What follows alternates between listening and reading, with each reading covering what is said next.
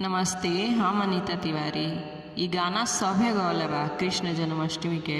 जन्मे है कृष्ण कन्हैया गोकुल में बाजे बधैया।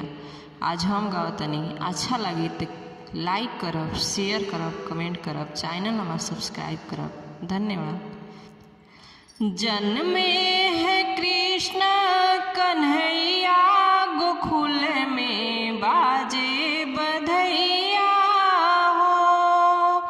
जन्मे है कृष्ण कन्हैया गोकुल में बाजे बधैया हो।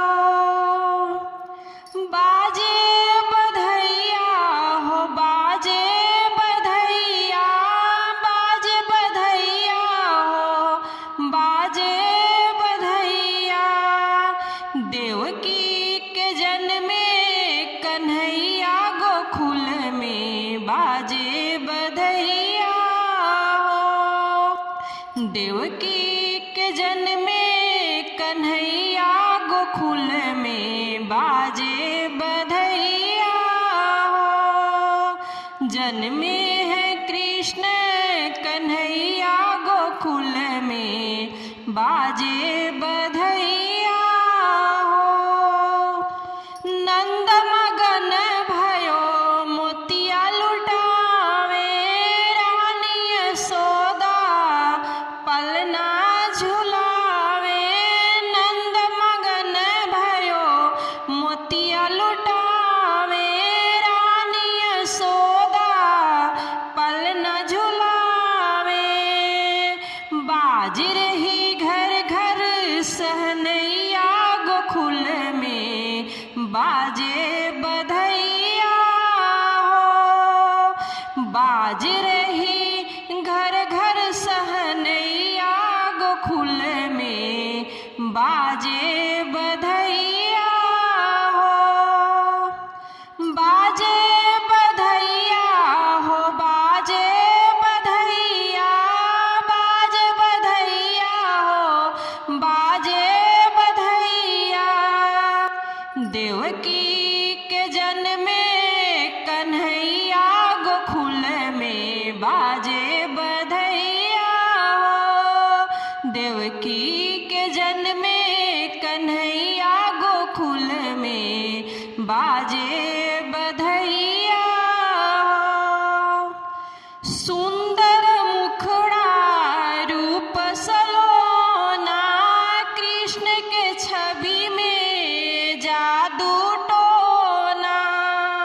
सुंदर मुखड़ा रूप सलोना, कृष्ण के छवि में जादू टोना। देखो बलदाऊ के हैं भैया गोकुल में बाजे बधैया हो। देखो बलदाऊ के हैं भैया गोकुल में बाजे बधैया हो। बाजे बधैया हो, बाजे बधैया, बाजे बधैया हो, बाजे बधैया। देवकी के जन्मे कन्हैया गोकुल में बाजे बधैया हो। देवकी के जन्मे कन्हैया गोकुल में बाजे बधैया हो। गैया बछरुआ खुटवा पे नाचे, गोपी ग्वाल मगन होई नाचे। गैया बछरुआ खुटवा पे नाचे, गोपी ग्वाल मगन होई नाचे। नंद घरे नाचे पवरिया गोकुल में बाजे बधैया हो। नंद घरे नाचे पवरिया गोकुल में बाजे बधैया हो। बाजे बधैया हो, बाजे बधैया,